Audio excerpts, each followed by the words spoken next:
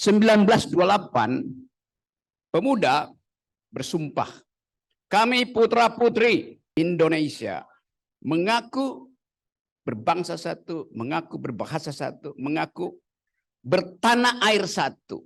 Itu sumpah dari para pemuda di 1928. Hanya ada 3 sumpah, tidak ada sumpah keempat yang berbunyi, kami putra-putri Indonesia mengaku berkeluarga satu. Ada sumpah itu. Ada seorang pemuda memimpin sebuah partai, dalam 2 hari dia jadi pemimpin partai. Pemuda ini menelpon suami dari tantenya untuk meminta kakaknya dijadikan calon wakil presiden atas perintah bapaknya. Anda bayangkan, 1928 pemuda mendeklarasikan keinginannya untuk memelihara bangsa. Pemuda yang ini disuruh bapaknya untuk memelihara keluarganya. Jauh sekali jarak ideal kita dengan apa yang pernah disumpahkan 95 tahun lalu. Apa yang adil kalau semua beban pemerintah hari ini harus diambil alih oleh generasi yang akan datang? Nggak ada keadilan di situ. Apa yang adil kalau harapan tentang Indonesia ke depan itu dibatalkan oleh keputusan Mahkamah Konstitusi bahwa hanya boleh 1 anak muda dan dia sudah dipilih untuk mewakili pikiran masa depan tanpa ada kompetisi. Jadi ini yang menyebabkan ada kemarahan besar di tanah air yang memungkinkan kita memulai satu upaya untuk memberi pengetahuan bahwa masa depan itu harus dibatalkan karena politik dinasti makin lama makin sempurna.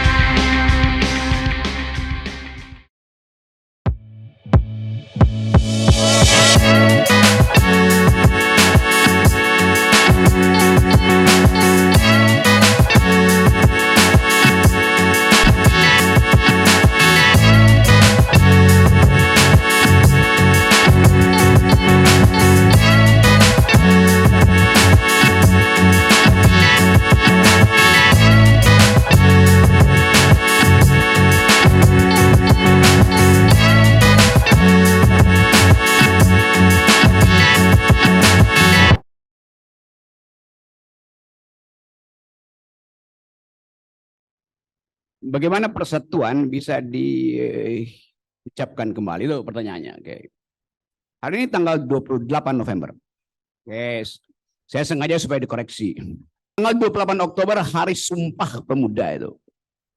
1928 pemuda bersumpah, kami putra-putri Indonesia mengaku berbangsa satu, mengaku berbahasa satu, mengaku bertanah air satu. Itu sumpah dari para pemuda di 1928. Hanya ada 3 sumpah, tidak ada sumpah keempat yang berbunyi, kami putra-putri Indonesia mengaku berkeluarga satu. Ada sumpah itu. 1928 ke 2023, 95 tahun kemudian, ada seorang pemuda memimpin sebuah partai, dalam 2 hari dia jadi pemimpin partai. Pemuda ini menelpon suami dari tantenya untuk meminta kakaknya dijadikan calon wakil presiden atas perintah bapaknya. Anda bayangkan, 1928 pemuda mendeklarasikan keinginannya untuk memelihara bangsa. Pemuda yang ini disuruh bapaknya untuk memelihara keluarganya. Jauh sekali jarak ideal kita dengan apa yang pernah disumpahkan 95 tahun lalu. Nah, sumpah ini yang membuat kita percaya bahwa kepemimpinan Indonesia ke depan ada di tangan pemuda, ada di tangan anak muda.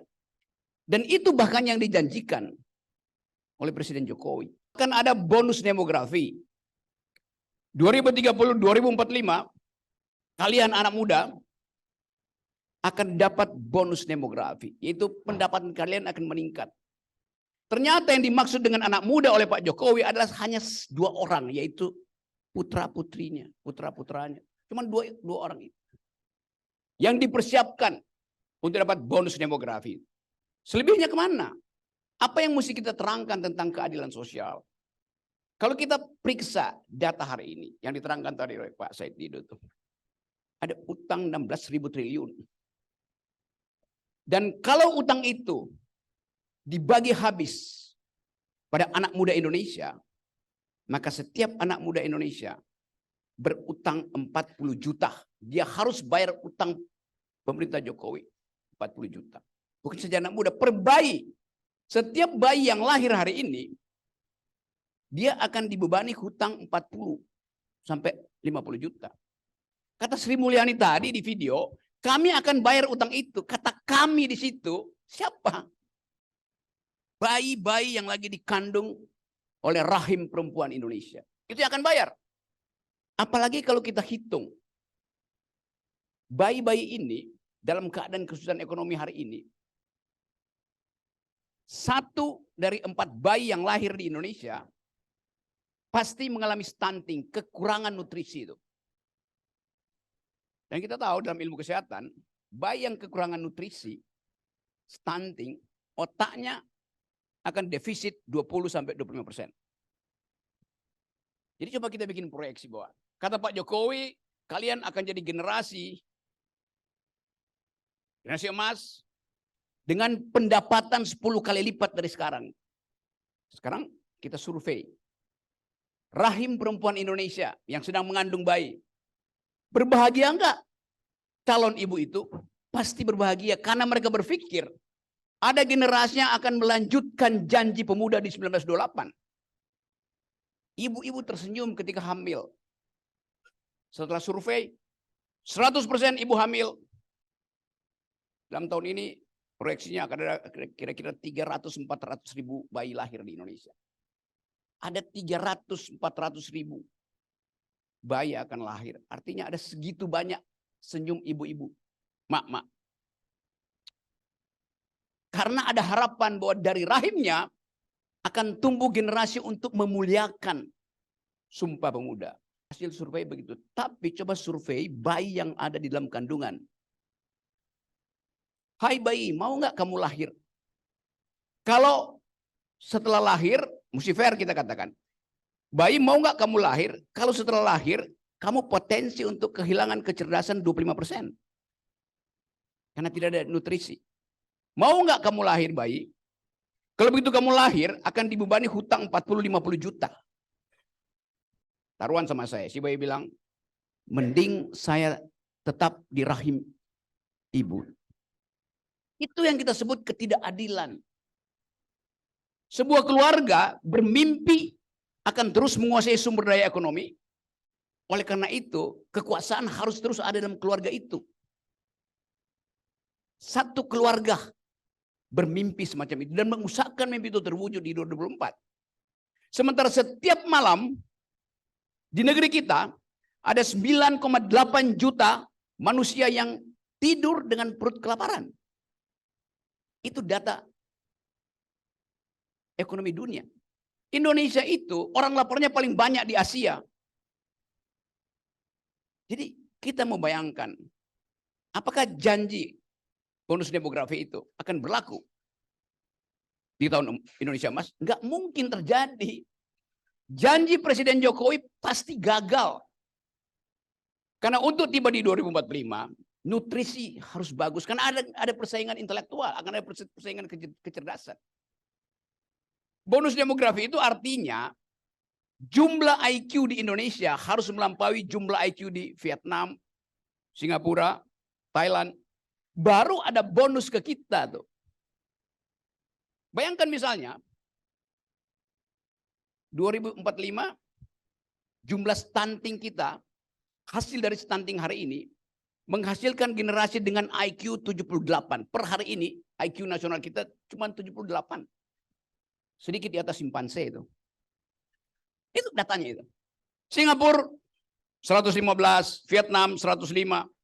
Jadi tidak mungkin bangsa ini bersaing dalam sumber daya kalau dari sekarang kita hitung kemampuan kita untuk berkompetisi secara akademis, secara intelektual, kalah dengan Singapura, kalah dengan Vietnam. Jadi semua hal yang diucapkan oleh Presiden Jokowi itu hoax. Gak ada yang benar. Berdasarkan basis analisis tadi. Kalian generasi muda akan punya pendapatan 10 kali lipat. Benar, 10 kali lipat. Kalau Vietnam cuma 2 kali lipat. Kalau Thailand minus 2. Kalau Singapura minus 20. Tapi bagaimana kalau Singapura 30 kali lipat? Tetap kita miskin. Kan itu namanya perbanding. Jadi begitu banyak headline yang menipu kita. Itu yang mau kita bongkar hari ini. Jadi sekali lagi, kita ada di sini untuk menghidupkan kembali harapan. Apa yang mesti dilakukan? Apakah dinasti yang sedang dibangun oleh Pak Jokowi mampu untuk menyerap pikiran-pikiran anak muda di seluruh dunia? Mereka yang belajar di luar negeri itu. Kita ingin lihat ada perubahan yang betul-betul fundamental. Kira-kira 2-3 bulan lalu, saya bertemu dengan banyak anak muda di Eropa itu, yang lagi belajar dan dapat beasiswa dari negara. Mereka mengatakan, Pak Rocky bagaimana kalau kami nggak pulang ke Indonesia? Saya tanya kenapa? Ada dilema. Kami diberi beasiswa oleh Presiden Jokowi. Karena itu kami mesti pulang. Kalau kami nggak pulang, kami malu. Tapi kalau kami pulang, kami harus kembali menjadi bawahan dari para pejabat yang menyuruh kami markup. Dilema itu ada pada anak-anak muda ini. Lulus PhD, pulang, masuk ke dinas-dinas kantor pemerintahan, dan harus mengikuti cara berpikir menteri, dirjen, yang menyuruh mereka untuk menyulap angka-angka anggaran. Itu yang seringkali nggak ada di koran yang mau kita bahas hari ini. Tapi mereka juga merasa malu kalau nggak pulang karena dapat beasiswa dari pemerintah. Saya terangkan bahwa beasiswa Anda bukan dari pemerintah, tapi dari semua orang Indonesia yang bayar pajak. Memang namanya beasiswa pemerintah, tapi bahkan pemerintah kita yang gaji. Jadi itu dasarnya untuk menyadarkan publik, anak muda, bahwa mereka harus beri kritik pada kekuasaan. Itu dasarnya begitu tuh. Jadi kalau kita kembali pada tema hari ini, apa yang adil kalau semua beban pemerintah hari ini harus diambil alih oleh generasi yang akan datang? Nggak ada keadilan di situ. Apa yang adil kalau harapan tentang Indonesia ke depan itu dibatalkan oleh keputusan Mahkamah Konstitusi, bahwa hanya boleh satu anak muda dan dia sudah dipilih untuk mewakili pikiran masa depan tanpa ada kompetisi. Jadi ini yang menyebabkan ada kemarahan besar di tanah air yang memungkinkan kita memulai satu upaya untuk memberi pengetahuan bahwa masa depan itu harus dibatalkan karena politik dinasti makin lama makin sempurna. Tadinya Pak Jokowi cuma ingin 3 periode, oke, batal. Tadinya Pak Jokowi cuma ingin kalau tidak bisa 3 periode, paling nggak perpanjang kekuasaannya 2 tahun, batal juga. Tapi dia nggak tobat. Dia ingin supaya kekuasaan itu turun menurun, maka anaknya dipaksa untuk jadi wakil presiden. Lebih konyol lagi, ketua-ketua partai senyum menerima fakta dungu itu.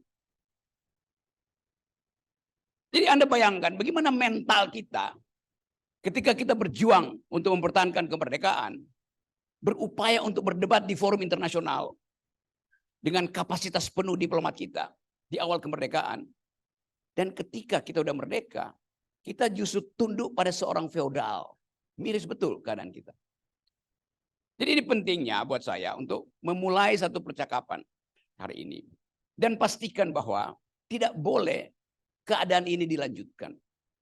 Nah, itu yang sedang kita lakukan di Jakarta. Kita ingin minta Profesor Jimli Asidik untuk memulai pemeriksaan terhadap terhadap Mahkamah Konstitusi. Itu juga yang disebutkan oleh Denny Indrayana tadi. Jadi tentu teman-teman ingin tahu apa sebetulnya nasib bangsa ini. Apa yang akan terjadi kalau keputusan Mahkamah Konstitusi dibatalkan oleh Jimli Asidik yang diminta menjadi semacam sidang untuk menyidang perkara itu. Kita ingin agar supaya ada teguran resmi dari Dewan yang dibentuk untuk menguji kejujuran Mahkamah Konstitusi. Tapi kita ingin lebih dari itu, yaitu ada teguran terhadap presiden, karena presiden yang menghendaki itu. Jadi masih terbuka peluang untuk mengembalikan spirit reformasi melalui kasus Mahkamah Konstitusi. Ini kasus yang serius, yang diolok-olok di seluruh dunia. Majalah Times, Guardian, segala macam jurnalis internasional menganggap bahwa Indonesia udah gagal berdemokrasi. Tapi kita di sini masih ingin menghidupkan satu harapan. Sebab hanya dengan itu kita bisa berkumpul kembali dan mengatakan Indonesia bisa kita temukan kembali.